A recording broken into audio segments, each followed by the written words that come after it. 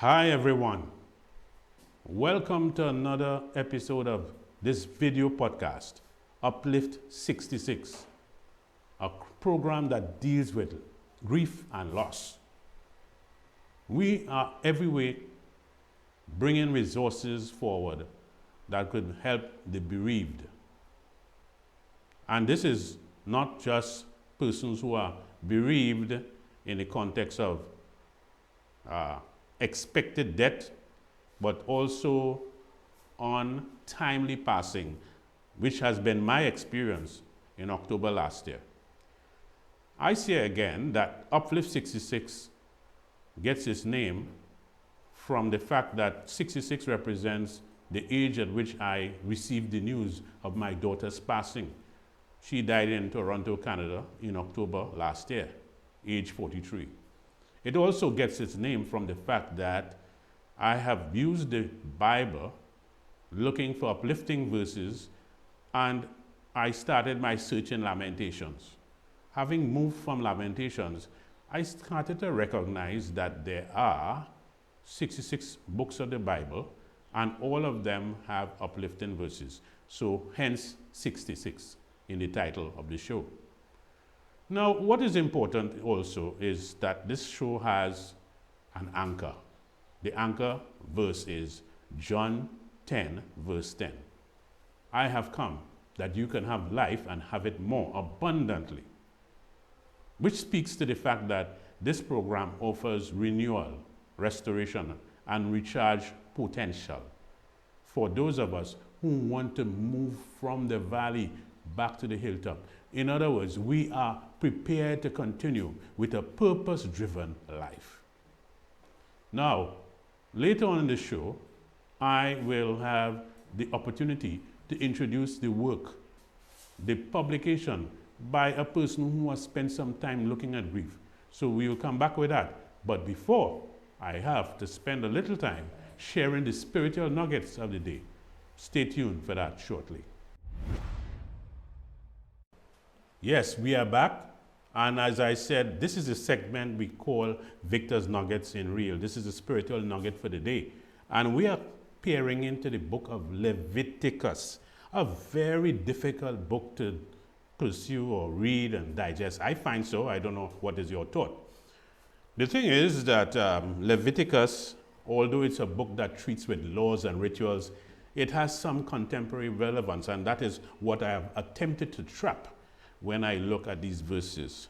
So I want to give you a quick sense of what I see with Leviticus. So now I want to peer into the book of Leviticus, which speaks with and to the issue of grief, loss, community care, and restoration. While it does not address bereavement as a central theme, it is not like Psalms or Job. The important thing is its passages provide upliftment, dignity, and structure in time of loss. There are 4 areas I want to focus on. God's presence in the midst of loss. Leviticus 26, verse 11 to 12. I will put my dwelling place among you. I will walk among you and be your God, and you will be my people. And what is the bereavement insight here? It is important to understand that this verse reassures that God remains present even in sorrow, dwelling among his people. And what is the modern application? In times of loss, this speaks to spiritual companionship, encourages faith communities in Trinidad and Tobago and beyond to be tangible expressions of God's presence through visitations, counseling, and shared mourning. And the second Leviticus verse or theme is space and dignity in mourning. Leviticus 10 verse 6 says, do not let your hair become unkempt, or you will die and the Lord will be angry with the whole community. And what is the insight? It is that although this instruction to Aaron and his sons may seem harsh, it reflects the tension between personal grief and communal responsibility. It acknowledges mourning, but regulates it within sacred duty. And the modern application reminds us that grief must be held with dignity and balance. It encourages healthy mourning practices, not suppressing grief, but also not allowing it to destroy us. Relevant today in grief counseling, this particular verse, especially for structuring your grief management. The third area is the compassion for the vulnerable. When you reap the harvest of your, well, this is verse 19, 9 and 10. And it says, when you reap the harvest of your land, do not reap to the very edge of your field or gather the gleanings of your harvest. Do not go over your vineyard a second time or pick up the grapes that have fallen. Leave them for the poor and the foreigner. I am the Lord your God. And what is the insight here? The insight is this law ensures provision and dignity for those likely experiencing loss. Grief caused by violence and health matters common to working families. It's not very strange to see this in Trinidad and Tobago. As a matter of fact, I had an earlier interview with Shirlene Berman, the founder of Tamar International, a group operating out of Trinidad and Tobago that looks after widows and widowers. So this kind of resource will fall into the mix in this regard. Finally, what is the key relevance here? The modern application. It calls for social safety nets, food programs, financial aid, and community outreach. It encourages families and churches to support those who have lost a breadwinner. Very crucial. Now, the fourth one is love as the foundation of healing. And the chapter here is Leviticus 19, verse 18. And the bereavement insight is this verse establishes love as the central response to human pain. What is the modern application today?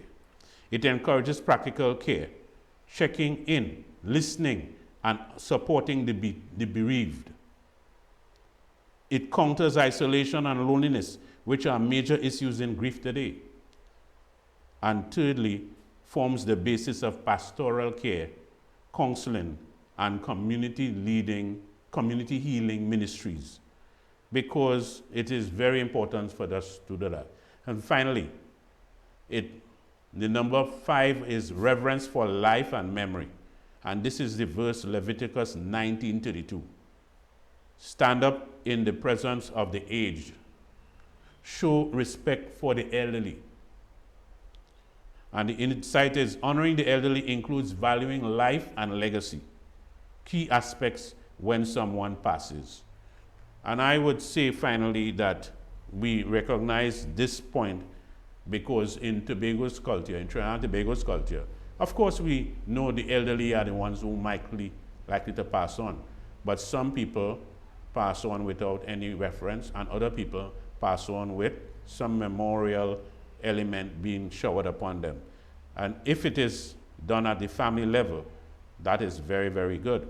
Overall, the point must be made that Leviticus, in the traditional sense, offers a powerful framework for bereavement.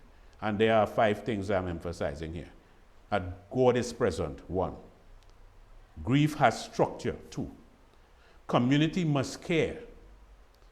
Love is central, and restoration is possible.